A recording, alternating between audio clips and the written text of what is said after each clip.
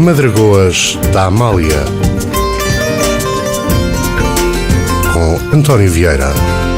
Muito boa noite, sejam bem-vindos a mais uma edição das Madragoas da Amália e hoje vamos falar sobre política, mais ou menos sobre política, ou totalmente sobre política, não sei, já vou perguntar isso ao meu convidado.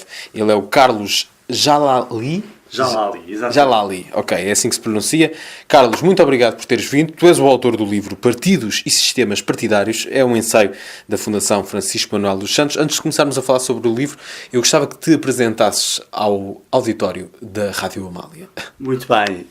Nasci em Setúbal. Sei que as transmissões da Rádio Amália também chegam a Setúbal. Portanto... Grande abraço para Setúbal. 100.6, nós temos lá uma frequência e gostamos muito de Setúbal. Mas cresci mais a norte, onde infelizmente não apanhamos a Rádio Amália, portanto cresci em Braga. E... Podes ouvir através da internet, amália.fm. É verdade.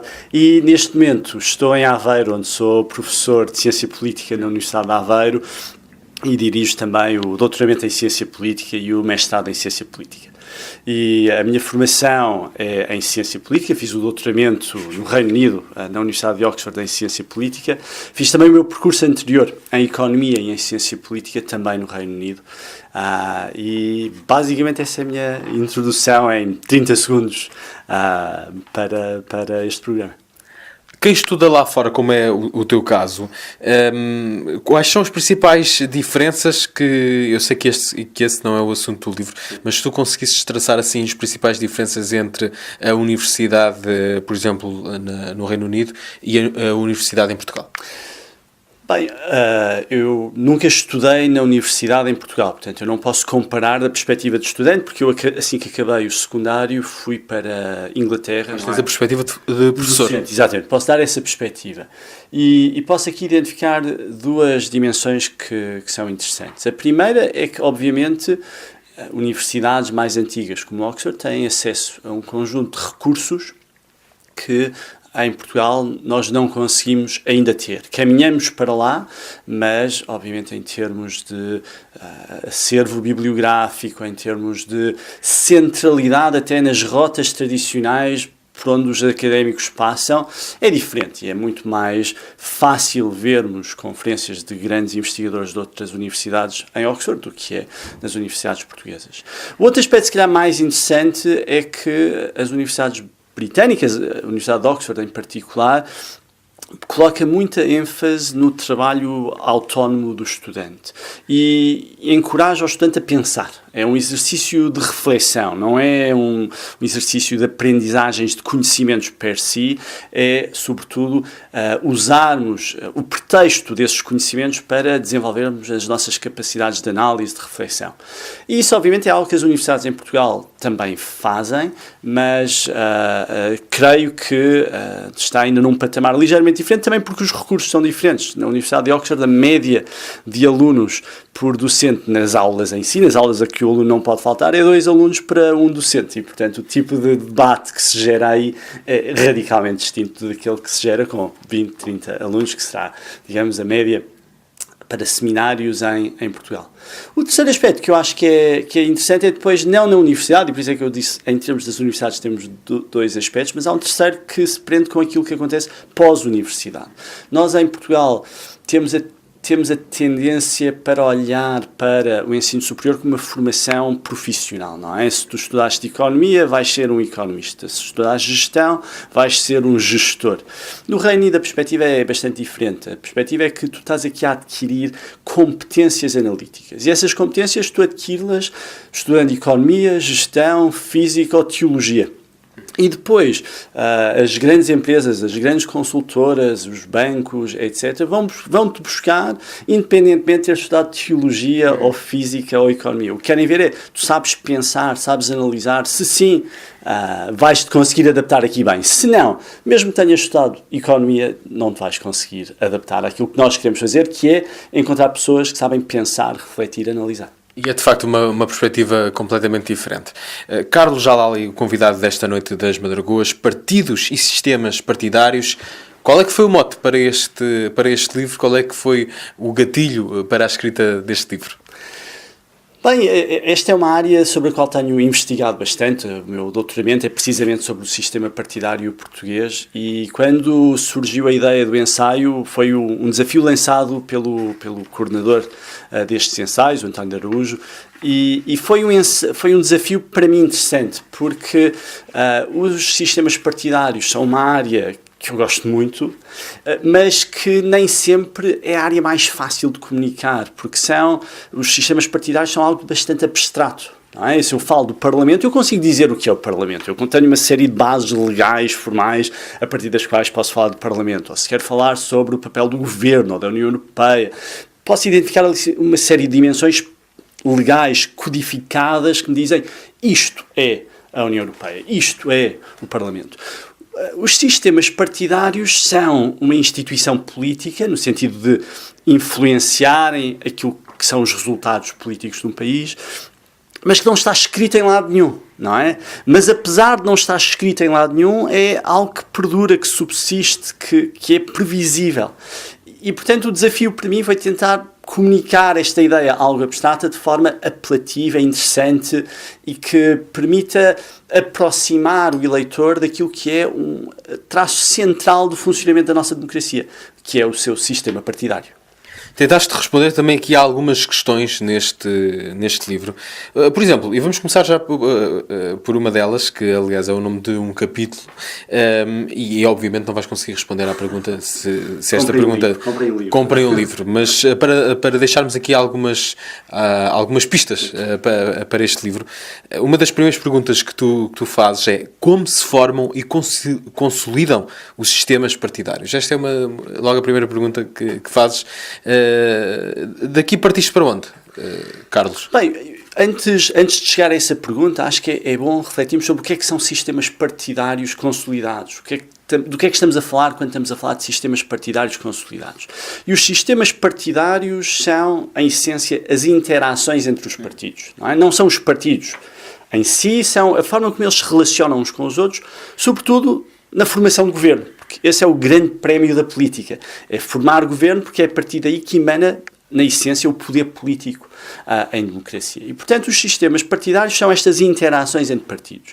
Se quiserem uma metáfora do que é um sistema partidário, é como que um carro, não é? Um carro tem muitas peças, as peças são aqui o equivalente dos partidos, mas o carro não é o conjunto das peças, é a interação das peças que faz com que o carro seja um carro e não um aglomerado de peças. Portanto, isso é um sistema partidário. E os sistemas partidários, em muitos países, são consolidados, no sentido de serem previsíveis. Não é? Se nós quisermos adivinhar quem vai ganhar as próximas eleições no Reino Unido ou nos Estados Unidos, não arriscamos muito em dizer que vão ser nos Estados Unidos os democratas ou os republicanos, no Reino Unido vão ser conservadores ou trabalhistas, porque o sistema partidário está consolidado, é previsível. E no caso português? No caso português também não é difícil anteciparmos que o partido que vai liderar o próximo governo vai ser ou o PSD ou o PS. Não estamos a arriscar quase nada com essa previsão, não é? Não quer dizer que seja sempre assim, ou que em todos os países seja assim. Há países onde os sistemas partidários estavam consolidados e deixaram de estar. Veja-se o caso da Grécia, veja-se o caso mais recente da França, não é? Onde um partido que não existia há 5 anos ganha as legislativas e as presidenciais agora, não é? Portanto, nem sempre os sistemas partidários se mantêm, mas em muitos contextos mantêm-se durante muito tempo. E esse capítulo que procura analisar é de onde é que nascem estes sistemas partidários consolidados. E já lá vamos. Deixamos esta ponta solta e vamos ouvir, antes de respondermos a esta pergunta deste primeiro capítulo do livro que trouxe o Carlos Jalali às Madragoas. O livro chama-se Partidos e Sistemas Partidários, é um ensaio da Fundação Francisco Manuel dos Santos. O Carlos gosta de ouvir fado, algumas vozes pelo menos, gosta da voz do Camané, e nós ao longo desta conversa vamos ouvir temas do novo disco do Camané, chama-se Camané Canta Marceneiro, e vamos começar com Quadras Soltas e depois Olhos Fatais. 2 temas do Camané para ouvir agora mesmo. Olhos Fatais, Camané, um dos temas que podemos encontrar nesse novo disco Camané Canta Marceneiro. O Camané foi há pouco tempo convidado também deste programa e a conversa pode ser encontrada em podcast, basta passar pelo Facebook das Madragoas.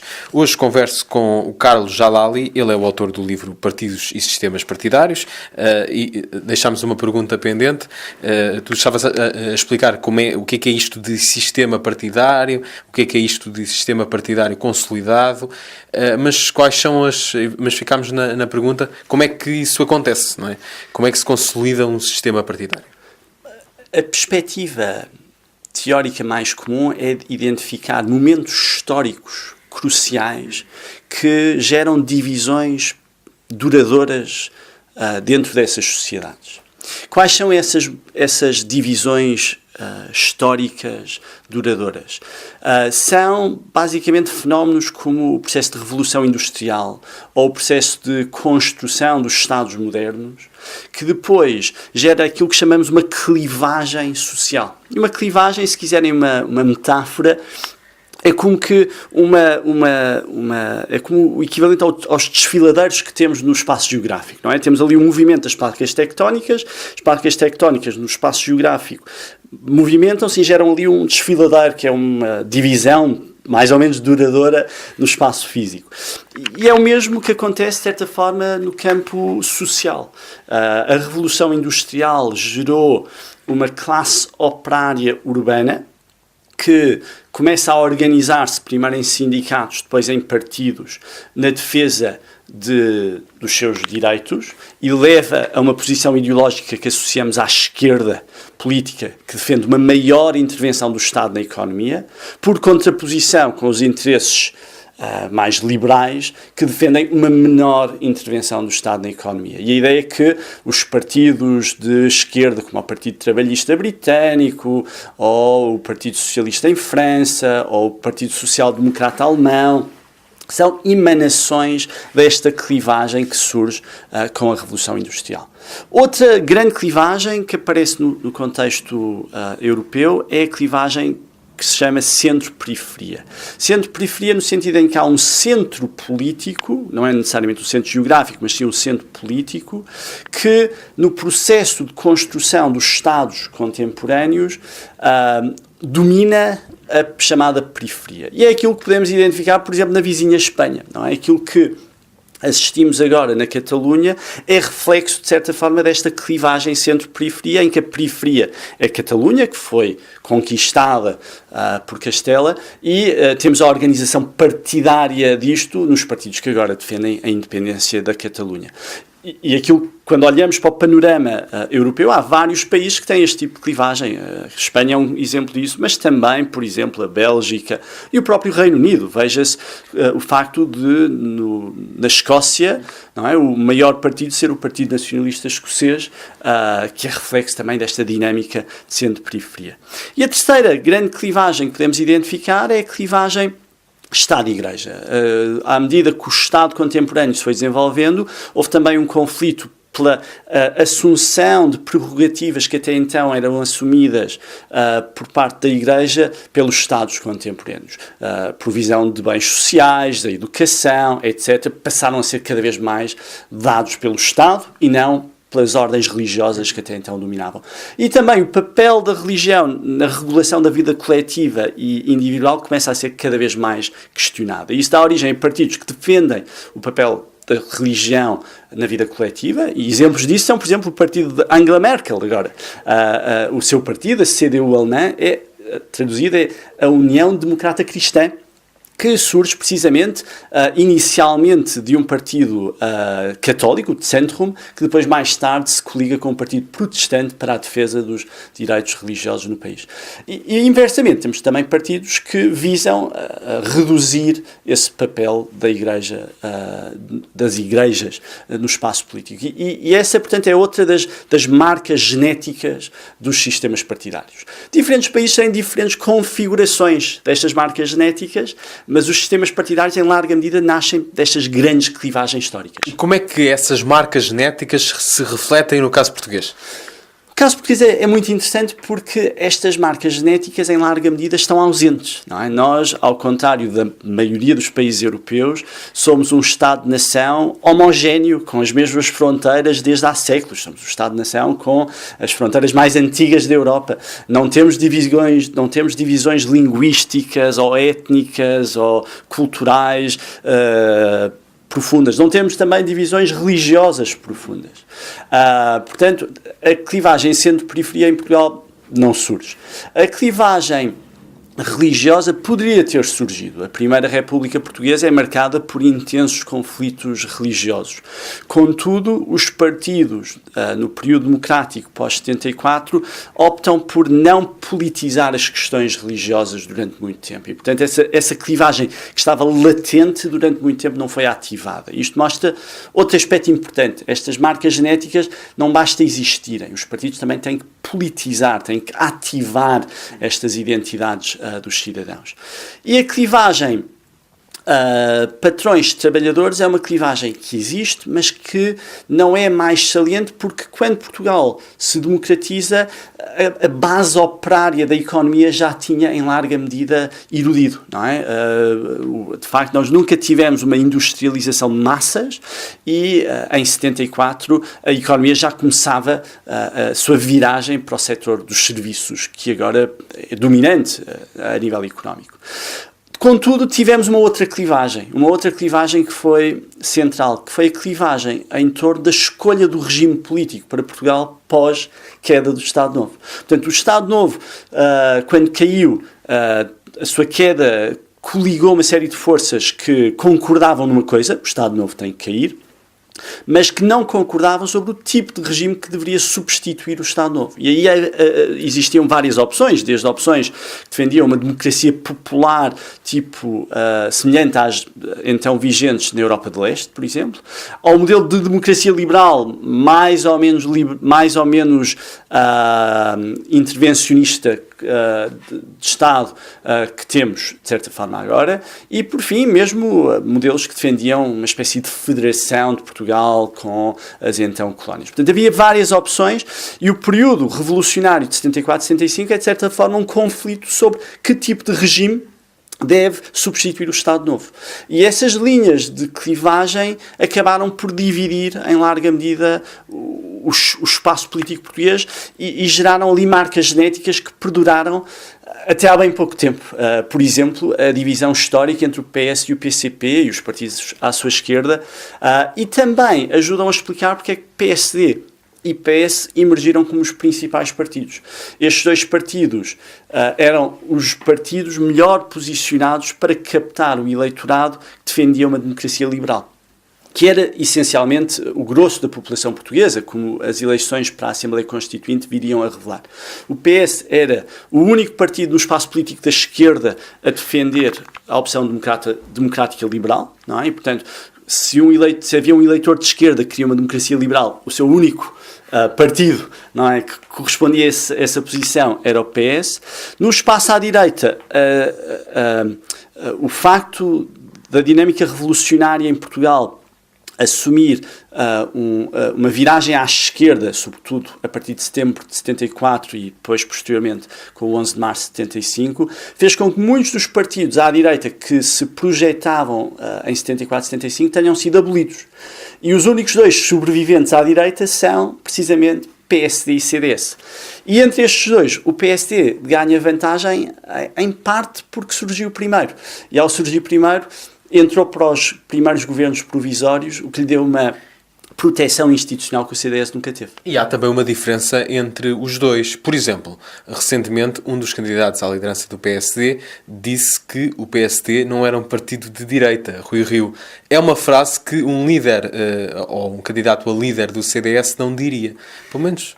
Não diria, é verdade, mas reflete as posições bastante ambíguas que os partidos adotaram no período de 74-75, em parte porque a dinâmica revolucionária era essa. O país era um país virado claramente à esquerda. Isso explica porque é que o nosso partido mais à direita chama-se Partido do Centro Democrático Social. Portanto, começamos no centro. Havia uma espécie que perdurou durante muito tempo, uma espécie de vergonha, não é? De ser de direita ou de se assumir como de direita, até da parte dos próprios partidos. Sim, e isso continua a existir, essa afirmação de Rui Rio e o próprio debate que recorrentemente surge dentro do PSD sobre se é um partido de direita ou se é um partido de centro-esquerda, que é a posição habitual de partidos sociais-democratas a nível europeu, reflete isso. Mas mesmo no caso do CDS, houve tentativas de colocar o CDS num espaço político entre PSD e PS. Portanto, Freitas do Amaral, na década de 80, procurou posicionar o CDS como o fiel da balança entre PSD e PS, o que mostra também que o próprio CDS pode adaptar a sua posição ideológica e acaba por adaptá-la aos constrangimentos políticos da altura e à posição dos seus líderes, em larga medida. Carlos Jalali, convidado desta noite das Madragoas, conversamos sobre este muito interessante Partidos e Sistemas Partidários. É uma sugestão, aliás, deste programa e é um ensaio da Fundação Francisco Manuel dos Santos. Continuamos a ouvir por aqui temas do Camané. Carlos, agora não te vais livrar do Camané até ao final desta conversa. É um perfeito acompanhamento para este ensaio, portanto está excelente. Vamos ouvir A Casa da Mariquinhas e também Mocita dos Caracóis, dois temas que podemos encontrar então nesse novo disco do Camané. Camané canta Marceneiro. Mocita dos Caracóis foi o tema que acabámos de ouvir. Eu não sei se este Mocita dos Caracóis não seria um tema dedicado por Jerónimo de Sousa a António Costa ou qualquer coisa assim do género, porque de facto estamos a viver um momento de uma coligação, se é que podemos chamar coligação, é a tal história, mas não deixa de ser histórica e inédita. E quando estavas a escrever este livro, tiveste de certeza de te deparar com isso, não é? É verdade. Tive que refazer uma parte do ensaio depois das eleições legislativas de 2015. E de facto o que estava no ensaio até essa data era um padrão bastante previsível, era aquele que tinha dominado o sistema partidário português até então. A formação de governo é feita entre PS e PSD como os partidos que lideram o governo, e o PS não consegue coligar-se à esquerda. Efetivamente, com as eleições de 2015, esse cenário altera-se. Não se altera no plano formal, e acho que é importante termos isso em mente. Em termos formais, este governo é um governo minoritário do PS. E nesse aspecto é exatamente igual à maioria dos governos PS anteriores, que também eram governos minoritários socialistas. A diferença aqui, de facto, reside no envolvimento dos partidos à esquerda do PS, na maioria parlamentar que permitiu este governo chegar ao poder e que tem possibilitado este governo aprovar as medidas estruturantes da sua governação, que são os orçamentos de Estado. O Bloco de Esquerda, desde a sua criação, votou sempre contra todos os orçamentos de Estado até agora. O PCP também votou sempre contra todos os orçamentos de Estado, com uma exceção, o primeiro orçamento de Estado de 76, onde se absteve. Mas há aqui uma inversão muito grande da prática habitual destes partidos, que foi sempre votar contra os orçamentos de Estado, sejam do PSD, sejam do PS, para agora votarem a favor desses orçamentos de Estado, e altera a dinâmica para a governação, no sentido em que até agora o PS, quando governava em minoria, tinha que conseguir entendimentos à sua direita para viabilizar orçamentos, seja com o CDS, seja com o PSD, seja com deputados limianos, não é? E agora consegue fazê-lo com os partidos à sua esquerda. Portanto, nesse aspecto, há aqui uma diferença muito substancial. O que é interessante aqui referir é que esta mudança que ocorre deriva em larga medida do facto da direita se ter aliado nas eleições legislativas de 2015. Se a direita não se tem aliado em 2015, muito possivelmente nós não teríamos geringonça. E porquê? Porque quando o facto de ter havido esta aliança dos dois partidos à direita fez com que a PAF fosse a lista mais votada nas últimas eleições. E a prática política em Portugal é o Presidente da República convidar para formar governo o líder da lista mais votada, sendo esse líder, depois das eleições de outubro de 2015, Pedro Passos Coelho. Se os dois partidos da direita tivessem concorrido separadamente nestas últimas eleições, muito provavelmente a lista mais votada seria o PS. Fazendo as contas e olhando para a divisão habitual e histórica dos votos entre PSD e CDS, o PS ganharia. Ganharia por pouco, mas ganharia com 1 ou 2 pontos percentuais em relação ao PSD, mas seria a lista mais votada.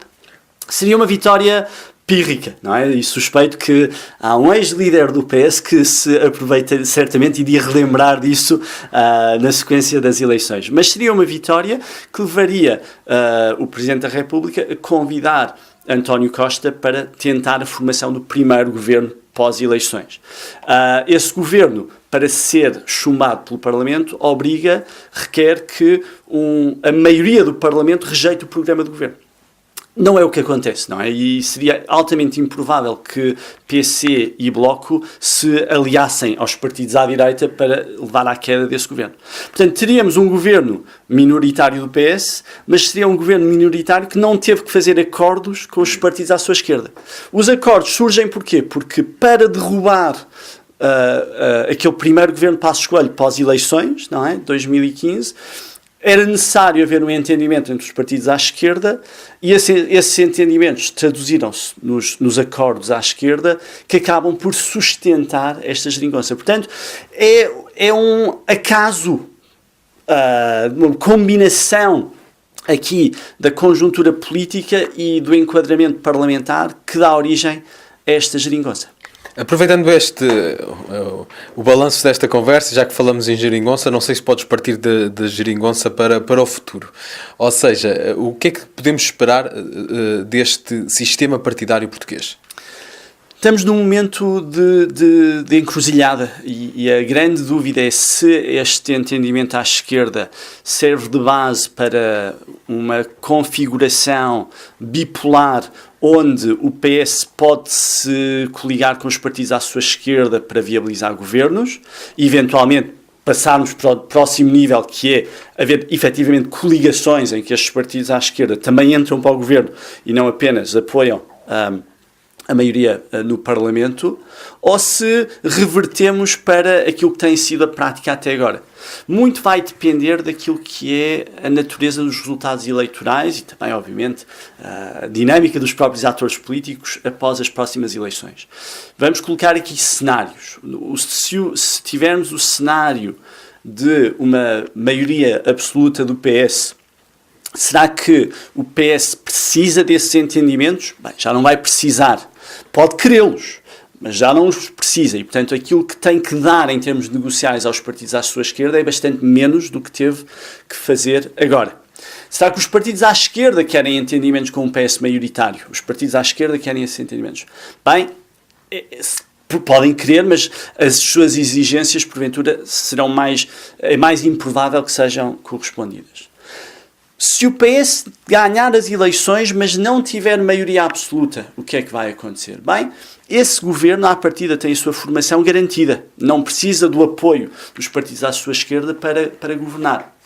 Aí vai ser interessante ver até que ponto é que os partidos à esquerda estão dispostos a ceder e gerar compromissos com o PS cujo governo está garantido e até que ponto é que o PS está disposto também a ceder e fazer compromissos nesse contexto.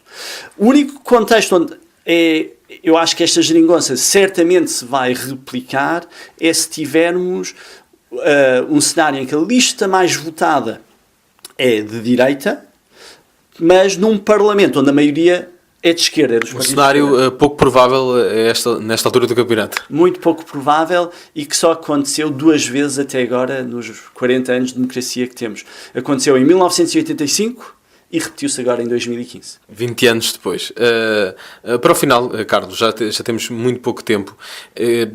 Este sistema partidário em Portugal, marcado por 2 partidos, neste caso PSD e PS, que vão alternando no poder, é para se manter durante muitos anos ou achas que pode haver uma reviravolta? Este é o aspecto interessante quando olhamos para o caso português em perspectiva comparada, porque o sistema partidário português, apesar desta potencial inovação que é o entendimento à esquerda, mantém-se bastante resiliente em termos de quais são os principais partidos. E os portugueses costumam ser conservadores também no momento do voto, não é? Exatamente. Isso contrasta com o padrão em grande parte dos países europeus, onde temos tido verdadeiros terremotos políticos com partidos que até então dominavam a política a desaparecer por completo. Vemos isso na Grécia, vemos isso na Espanha, vemos isso na França. E vemos mesmo outros países onde o sistema partidário se mantém razoavelmente estável, mas que estão sob crescente pressão. Veja-se o caso do Reino Unido, veja-se o caso da Alemanha. A dificuldade de formar governo agora na Alemanha é reflexo também da queda dos principais partidos na Alemanha e o surgimento de novos partidos que ocupam espaço no Parlamento e dificultam maiorias. No caso português, nós não temos tido isso, não temos tido o desafio de partidos populistas que conseguem mobilizar massas. E é algo interessante, é um paradoxo interessante, porque se é verdade que não temos isso, não quer dizer que os portugueses estejam necessariamente satisfeitos com os seus partidos, não é? Os dados que temos sugerem que não se revêem necessariamente dos partidos, não confiam necessariamente nos partidos. E, portanto, fica aqui a dúvida, porque é que isto acontece? Eu creio que, e esta é a minha explicação, que se deve em parte ao facto de não terem surgido alternativas credíveis aos principais partidos em Portugal. E a ausência de alternativas credíveis, creio que em parte deriva da desconfiança muito profunda que temos em relação aos partidos. Não é? Quando alguma figura cria um partido, quando há um novo partido, a desconfiança reflete-se naquela frase popular que é: o que tu queres sei eu, não é? Ou seja, e portanto acabamos por preferir, entre aspas, o diabo que conhecemos a estas alternativas. E isso tem dificultado o surgimento de novos partidos. Não quer dizer que seja impossível. Veja-se aquilo que aconteceu em 1985, em que o novo partido que estava associado ao então Presidente da República, Ramalhianos, portanto era uma alternativa credível, do nada consegue praticamente 20% dos votos. Portanto, o eleitorado está disponível, mas para mudar precisa de alternativas que sejam percepcionadas como credíveis, e até agora isso não tem acontecido. Ficam aqui estas perguntas para o futuro e este livro pode ajudar a responder, ou pelo menos pode ajudar a que pensemos sobre estes temas, partidos e sistemas partidários. O Carlos Jalali foi o meu convidado. Este é um ensaio da Fundação Francisco Manuel dos Santos. Carlos, não temos mais tempo. Muito obrigado. Não queres acrescentar mais nada em 10 segundos? Comprem o livro e ouçam Camané. E despedimos com Camané, precisamente. Aqui acompanhado por Carlos do Carmo, vamos ouvir o dueto Lucinda Camareira. Até amanhã. Um abraço.